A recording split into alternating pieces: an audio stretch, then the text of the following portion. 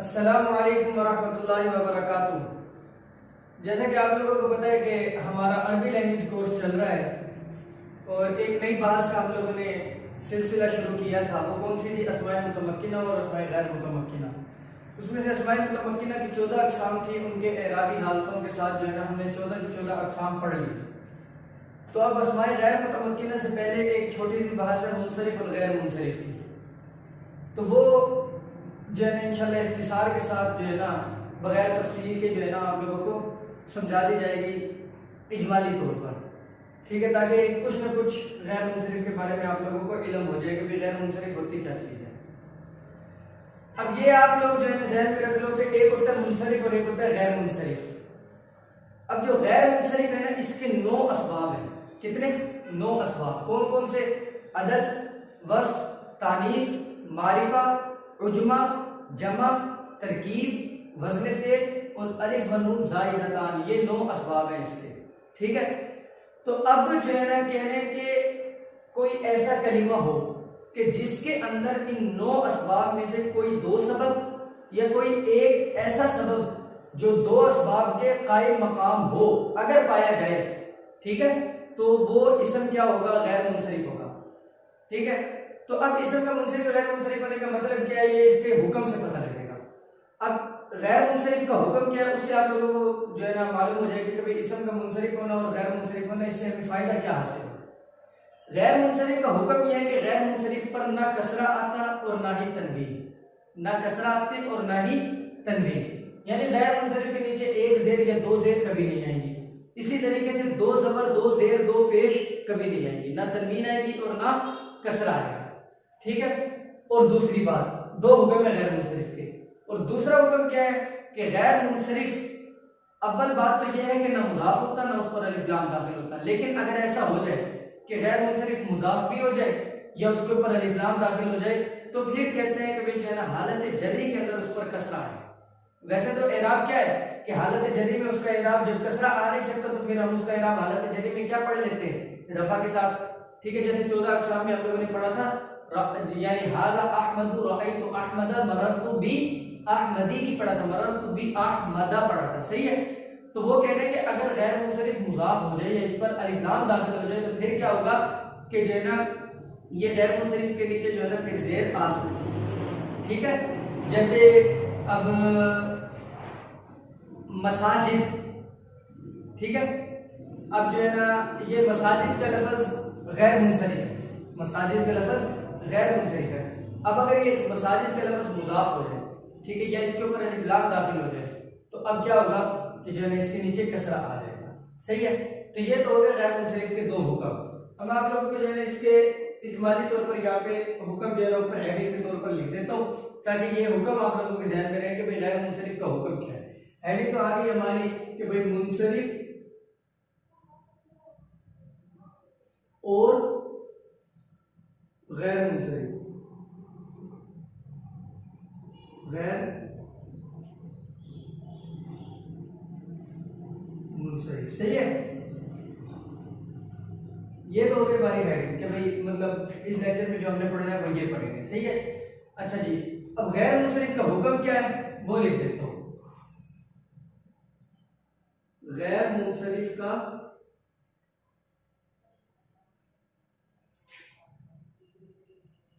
हुक्म, ठीक है। तो अब गैर मुनसरिफ के 2 हुक्म मैंने बताए ना।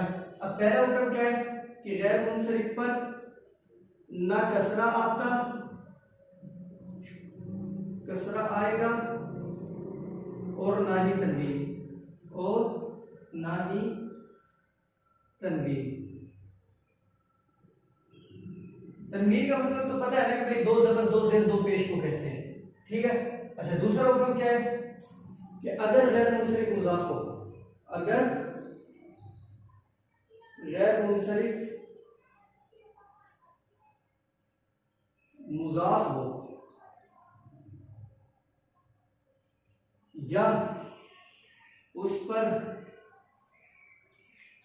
अलिफ लाम दाखिल हो,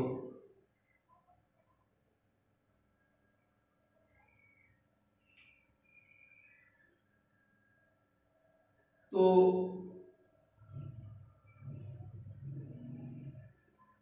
इसका एराब हालत जर्री में कसरा के साथ होगा, कसरा के साथ होगा। ठीक है, मिसाल अब इसकी क्या लिखी हुई है कि मररतु बिल मसाजिदिकुम और मररतु बिल मसाजिदी, मररतु बि मसाजिदिकुम बि मसाजिदिकुम और मररतु बिल मसाजिदी।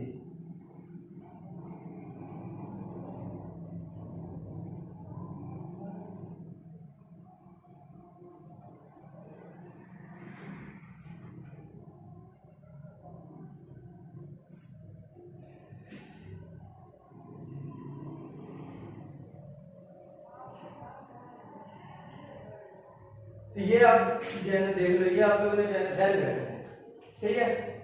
मुनसरिफ और गैर मुनसरिफ हमारी हेडिंग है जो हमने पढ़ना है। उसके बाद गैर मुनसरिफ का हुक्म क्या है कि पहले हुक्म क्या है कि ना कसरा आएगा और ना ही तनवीन, सही है। अच्छा जी, नंबर 2, अगर गैर मुनसरिफ मुजाफ हो या इस पर अलिफ लाम दाखिल हो। अगर से क्या मालूम हो रहा है कि वैसे तो गैर मुनसरिफ मुजाफ भी नहीं होता, अलिफ लाम भी नहीं दाखिल होता, लेकिन अगर मुजाफ हो जाए या इस पर अलिफ लाम दाखिल हो जाए तो कहते हैं कि इसका एराब हालत जर्री में फिर कसरा के साथ होगा। ठीक है, अब ये मिसाल है मुजाफ होने की, ये मिसाल है अलिफ लाम दाखिल होने की। मैंने आप लोगों को क्या कहा है कि मसाजिद जो है इस ये मसाजिद का लफ्ज गैर मुनसरिफ है। अब इस पर जो है ना कसरा नहीं आना चाहिए, ठीक है। तो यानी हादा मस्जिद, मिसाल बनाओ ना, हादा यानी हादिही मसाजिदु, सही है। और रअयतु मसाजिदा, तनवीन भी नहीं पढ़ सकते ना। और मररतु बि मसाजिदी नहीं बल्कि बि मसाजिदा, ये असल इसका इराब है। कब? जब इसके ऊपर ना अलिफ लाम दाखिल हो और ना ही ये मुजाफ हो। लेकिन हो गया इसका उलट, वो क्या कि इसके ऊपर अलिफ लाम दाखिल हो जाए या ये मुजाफ हो जाए तो फिर क्या होगा, हालत जर्री में इसका इराब जो है ना फतह के बजाय फिर कसरा के साथ ही होगा, सही है। तो वही जो मुफरद मुनसरिफ सही, जारी मजरूर सही और जमा मुकस्सर मुनसरिफ सही वाला इसका इराब हो जाएगा। अब देखो मररतु बि मसाजिदिकुम, अब मसाजिद मुजाफ हो रहा है कुम ज़मीर की तरफ, ठीक है। और इधर क्या है कि भाई अगर मुजाफ हो जाए तो फिर हालत जरी में कसरा आएगा। अब मररतु फेल है, तो ज़मीर फाइल है और बाद तकाजा करता है अपने बाद वाले लफ्ज के लिए कि भाई मेरे बाद वाला मजरूर हो, यानी बा का लफ्ज तकाजा करता है कि मेरे, यानी बा जिस भी लफ्ज पर दाखिल हो जाए ना, जिस कलमे पर भी बा दाखिल हो जाए तो बा क्या यानी क्या चाहता है, बा चाहता है कि भाई मैं जिस कलमे पर दाखिल हूं उस कलमे के नीचे जेर आना चाहिए, चाहे वो एक जेर हो चाहे दो जेर हो। इल्ला ये कि अगर गैर मुनसरिफ हो फिर क्या करेंगे, जेर तो दे नहीं सकते तो जबर दे देंगे, ठीक है। लेकिन अब इस सूरत में है तो मसाजिद गैर मुनसरिफ बनना चाहिए था, लेकिन मुजाफ होने की वजह से इसका गैर मुनसरिफ होना खत्म हो गया। तो जब गैर मुनसरिफ होना खत्म हो गया तो बा अपना तकाजे पर पूरा अमल करेगा। बा क्या चाहता है कि मैं जिस कलमे पर दाखिल हूं उसके नीचे जेर होनी चाहिए, तो लिहाजा जेर दाखिल है, ठीक है। मररतु बि मसाजिदिकुम, सही है। तो अब इसके नीचे जेर क्यों आई है, क्योंकि इसके अंदर क्या है, शर्त नहीं पाई गई। इन्होंने कहा कि गैर मुनसरिफ मुजाफ नहीं होना चाहिए, लेकिन ये मुजाफ हो रहा है इसलिए जेर आ गई, सही है। अब इसी तरीके से क्या कहा कि भाई इसके ऊपर गैर मुनसरिफ के ऊपर अलिफ लाम भी नहीं दाखिल होना चाहिए, लेकिन अगर दाखिल हो जाए तो फिर क्या है कि जेर आ जाएगी, सही है। तो ये बस आप लोगों को हुक्म इसका मैंने समझा दिया। अब आते हैं हम अपने असल मकसद की तरफ, वो क्या कि गैर मुनसरिफ के कुल कितने असबाब है, 9, सही है। तो अब वो मैं जरा आप लोगों को यहाँ पे पहले 9 असबाब के जो है नाम लिख कर देते हैं। गैर मुनसरिफ के असबाब, पहला अदल, ठीक है। दूसरा सबब बसर, ठीक है। और तीसरा सबब तानीस, चौथा सबब मारिफा, ठीक है। और पांचवा सबब जमा, छठा सबब उजमा, सातवां सबब है उजमा जमा तरकीब,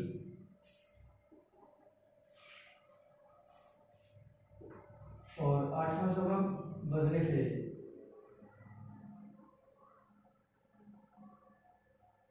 और नवा सबब अलिफ व नून ज़ाइदा ता। तो अब ये 9 अक़साम जो है ना असबाब लिख दिए हैं जिसके गैर मुनसरिफ के। अब इन 2 असबाब की जो है एक एक करके आप लोगों को इसकी तफसील बताता जाता हूँ। छोटी छोटी सी इनकी तारीफ है, अब देख लो।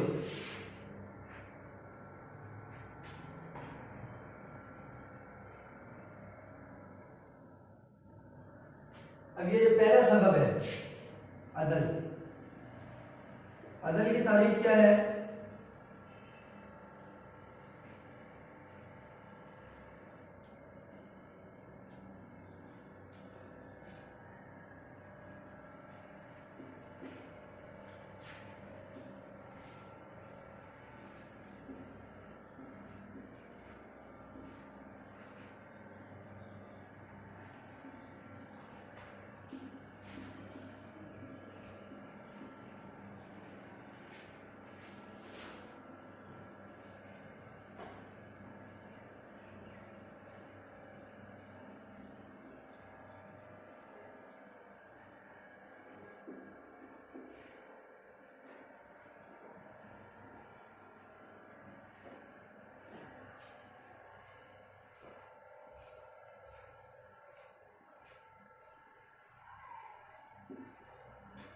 ठीक है,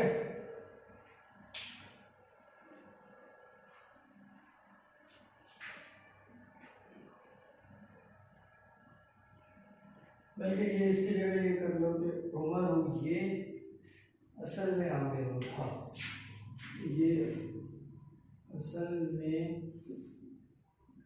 आमिर था। अच्छा जी, अब ये पहला सबब आप लोगों को लिख कर दिया है अदल। इसकी तारीफ क्या है कि भाई इस्म का अपने असली सीगा से दूसरे सीगा की तरफ बगैर किसी सर्फी नामी कायदे के जो है तब्दील हो जाए।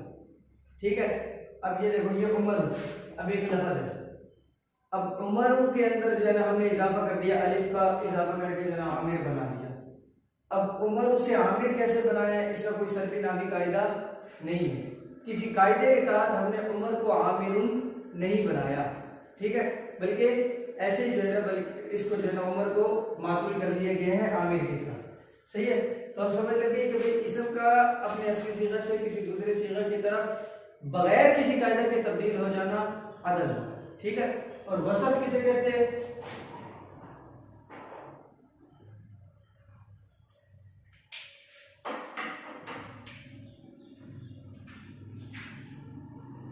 इसम का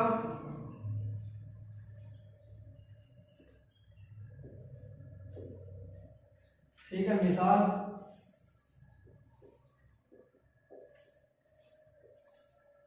अहमद, तो इसम का मौसूफ होना। ठीक है, लेकिन वसफ व एतिबारे असले वज़ा के हो।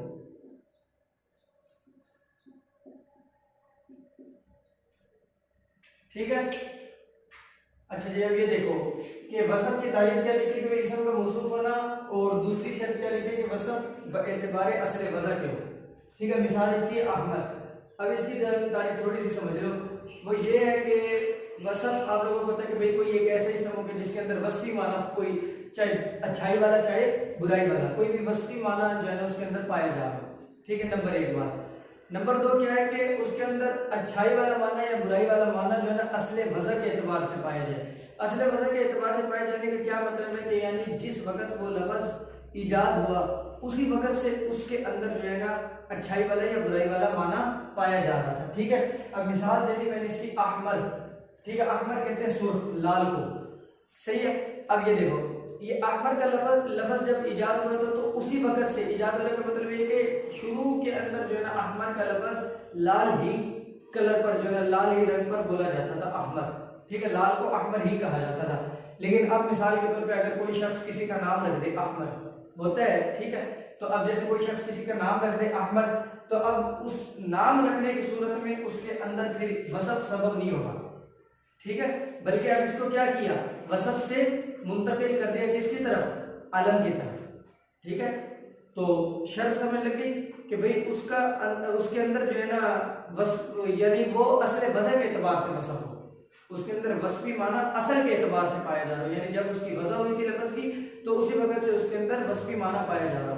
अब जैसे अहमद, ठीक है, अब अहमद अगर किसी शख्स का नाम रख दें तो अब इसके अंदर अगर असले वजह का एतबार देखें फिर तो ये इसके अंदर वसफ वाला जो है ना वसफ वाली किस्म पाई जा रही है, लेकिन अगर बाद वाली सूरत देखें अभी वाली कि भाई अब इसको नाम रख लिया गया किसी का तो अब इसके अंदर फिर वसफ को सबब नहीं मानते हैं। सही है, समझ लगी। तो अब इसके बाद जो है ना असल वसफ हो गई, अब जो है तानीस के मैं आप लोगों को बता देता हूँ। अच्छा जी, अब तो तीसरी किस्म है तानीस।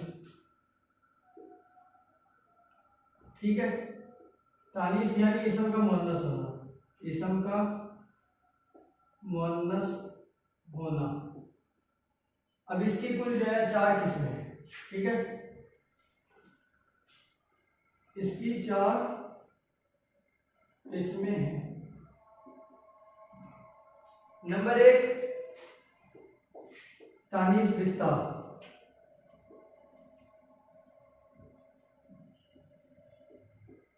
जैसे फातिमातु। नंबर 2 तानीसे मानवी,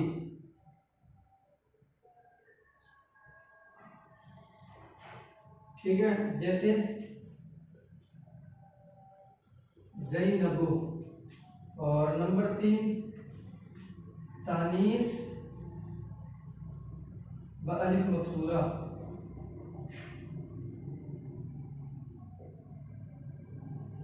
ठीक है। और नंबर 4 तानीस। तो अब ये देखो, अब ये है तीसरी किस्म कि भाई इसम का मुअन्नस होना। अब कोई मुज़क्कर और मुअन्नस के जो हमने अहकामात पढ़े थे उसके अंदर मुअन्नस की 4 अलामतें पढ़ी थी ना, वही 4 इसकी किस्में। पहली किस्म क्या, तानीस बित्ता, दूसरी तानीस मानवी, तीसरी तानीस वाली मकसूरा, चौथी तानीस वाली ममदूदा। चारों का आप लोगों को अच्छी तरीके से मालूम है। बस इसके अंदर ज़हन में क्या रख लो कि ये जो तानीस वाली मकसूरा और ममदूदा है ना, यानी ये जो तानीस के अक़साम में से आखिरी वाली 2 है, ये एक ही सबब से ये एक ही सबब 2 असबाब के कायम मकाम है। कोई ऐसा लफ्ज हो मुअन्नस, ठीक है, उसके आखिर में या तो अलिफ मकसूरा हो या अलिफ ममदूदा हो, या अलिफ मकसूरा हो या अलिफ ममदूदा हो, तो वो गैर मुनसरिफ पढ़ा जाएगा। ठीक है, तो उसके अंदर क्योंकि हमने तारीफ में क्या पढ़ा है कि जो है ना गैर मुनसरिफ की तारीफ के अंदर कि भाई गैर मुनसरिफ के अंदर 9 असबाब में से 2 सबब या कोई एक ऐसा सबब जो 2 असबाब के कायम मकाम हो पाया जाए, यही पढ़ा है ना। तो ये 2 जो है ना ऐसे सबब है कि हैं तो एक ही, ठीक है, लेकिन है 2 असबाब के कायम मकाम। इसलिए जिसके अंदर यानी जिस किस्म के अंदर तानीस वाली मकसूरा पाई जाए या तानीस वाली ममदूदा पाई जाए, ठीक है, चाहे और कोई किस्म पाई जाए या ना पाई जाए, वो गैर मुनसरिफ होगा कल। ठीक है, जैसे यानी हुबला कह दो, ठीक है, जो हमने मिसाल पढ़ी है। अब ये हुबला ये गैर मुनसरिफ है, ठीक है, क्यों, आखिर में अली मकसूरा है ना, तो अली मकसूरा है, तो अब हमने अभी पढ़ा है क्या कि भाई जिस किस्म के आखिर में अली मकसूरा होगा वो एक ही सबब से क्या हो जाएगा, गैर मुनसरिफ हो जाएगा, यानी वो एक सबब उसका 2 असबाब के कायम मकाम होगा और वो गैर मुनसरिफ हो जाएगा। सही है। अच्छा जी, तो अब जो है ना हम लोग देखते हैं इसकी चौथी किस्म मारिफा।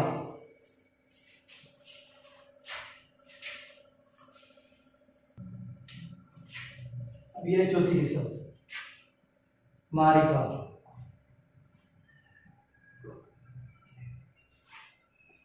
इसम का अलम होना।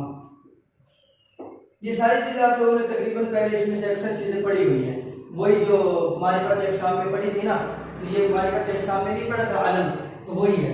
अच्छा भाई, मारिफा से मुराद यहाँ पर, लेकिन ये बात ध्यान में रखो, यहाँ पर मारिफा से मुराद जो मारिफा की उधर 7 अक़साम पढ़ी थी ना, यहाँ पर मारिफा से मुराद वो 7 अक़साम नहीं है, बल्कि उन 7 में से सिर्फ एक जो अलम है ना, चौथी किस्म, वो मुराद है यहाँ पर मकसूद। ठीक है, तो यहाँ पर यानी अब ऐसे ना हो कि भाई कोई इसम आए, आप देख लो कि भाई इसके अंदर एक सबब तो कोई और पाया जा रहा है, दूसरा सबब इसके अंदर जो है ना मारिफा की कोई किस्म पाई जा रही है और आप कहते हो कि दूसरा सबब इसके अंदर मारिफा है। नहीं, मारिफा के अंदर से कौन सा सबब पाया जाना जरूरी है? अलम का। ठीक है, बाकी ज़मीर, इसमें इशारा, इसमें मौसूल, मुअर्रफ बिल लाम, मुअर्रफ बिल इज़ाफा, मुअर्रफ बिल निदा, इनमें से कोई पाया जाए या ना पाया जाए, इससे हमारी बात नहीं है। बस क्या है कि भाई मारिफा के अंदर अलम का पाया जाना जरूरी है, इसलिए तो लिखते हैं कि मारिफा की तारीफ क्या है, कि मारिफा की तारीफ क्या है कि इसम का अलम होना। ठीक है, अब मिसाल क्या है? इस्माइल।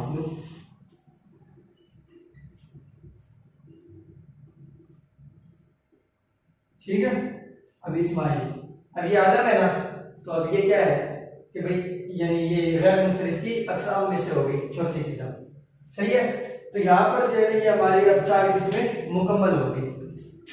तो खुलासा क्या हुआ? पहली किस्म अदद पड़ी थी, वो क्या है कि भाई इसम का अपने असली सीगा से दूसरी सीगा की तरफ बगैर किसी कायदे के मुंतकिल हो जाना, जैसे उमर ये असल में आमिर था। ठीक है, दूसरा किस्म क्या पड़ी थी कि भाई वसफ।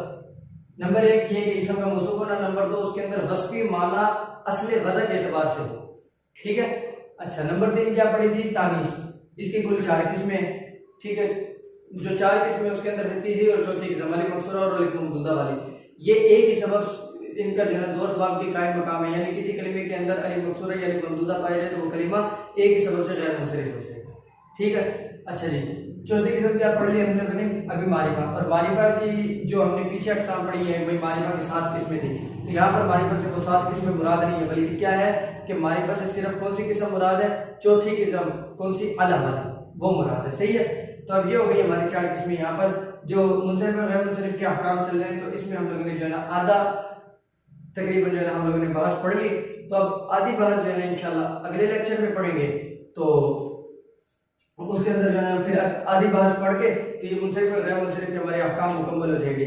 फिर आ जाएंगे इसकी तरफ अस्माए गैर मुतमक्किना की तरफ, और उसके बाद जो है ना ये कवायद ज़वाबित तकरीबन ख़त्म हो जाएंगे। उसके बाद जो शुरू करेंगे वो हम क्या, फिर अरबियत की तरफ आएंगे, जुमले बनाना वगैरह इस तरीके से। तो जो है आखिरी बहस इसके बाद हमारी रह जाएगी कौन सी? अस्माए गैर मुतमक्किना वाली। तो खैर, अब ये जो गैर मुनसरिफ की जो बाकी आधी बहस रहती है ये हम पढ़ेंगे अगले लेक्चर में। तो अब आप लोग इंतजार करो अगले लेक्चर का। मिलते हैं आप लोगों से अगले लेक्चर में, तब तक के लिए अल्लाह हाफिज़। अस्सलामु अलैकुम रहमतुल्लाहि व बरकातहू।